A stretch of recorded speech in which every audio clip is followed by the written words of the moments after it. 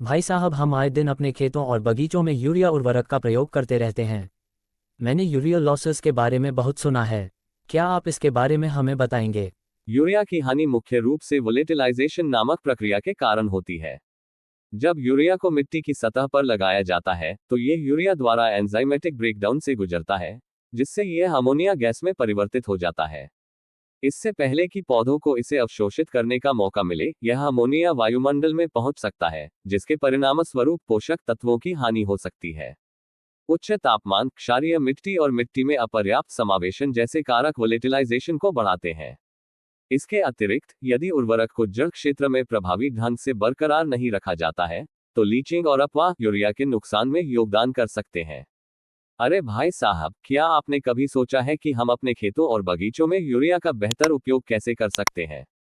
बिल्कुल भाई साहब, मैंने सुना है कि यूरिया एक सामान्य उर्वरक है, लेकिन मुझे यकीन नहीं है कि इसकी प्रभावशीलता को अधिकतम कैसे किया जाए।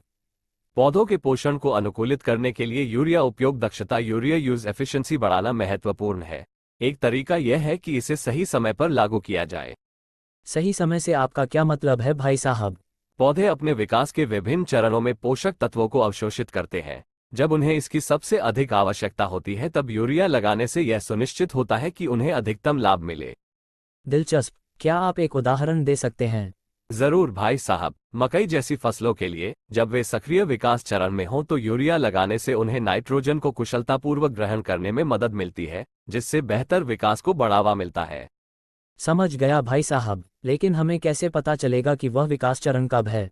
पौधे के विकास के चरणों का अवलोकन करने और एग्रीकल्चर एक्सपर्ट से परामर्श करने से मदद मिल सकती है। दूसरा तरीका है मृदा परीक्षण।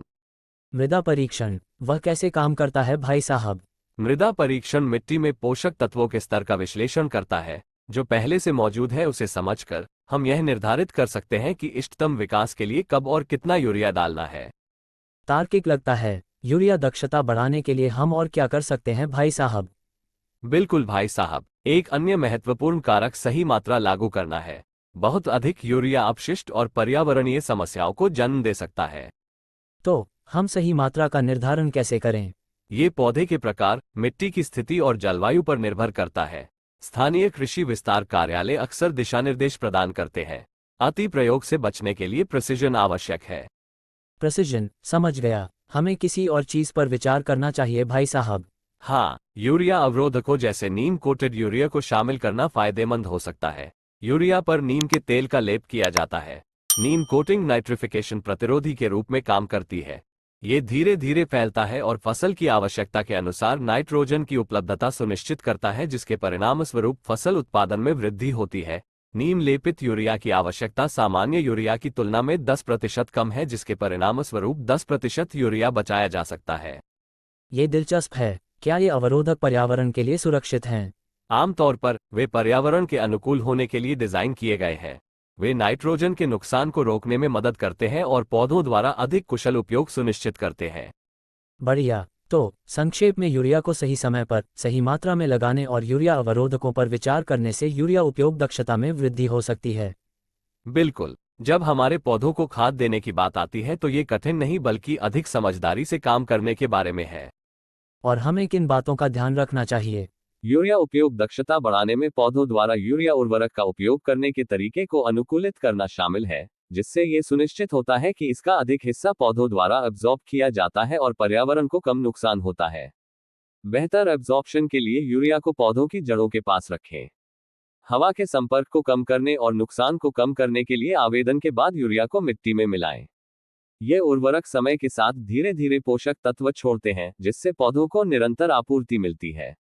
अत्यधिक यूरिया लगाने से पोषक तत्वों की बर्बादी और पर्यावरण प्रदूषण हो सकता है। मिट्टी और फसल की जरूरतों के आधार पर अनुशंसित आवेदन दरों का पालन करें। मिट्टी में पोषक तत्वों की आवाजाही को सुविधाजनक बनाने और पौधों की क्वालिटी बढ़ाने के लिए उचित सिंचाई सुनिश्चित करें।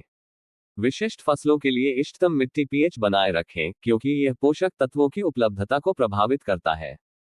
पोषक तत्वों के चक्रण को बढ़ाने और विशिष्ट पोषक तत्वों पर निर्भरता को कम करने के लिए फसलों को रोटेशन में लगाएं और पौधों की प्रजातियों में विविधता लाएं।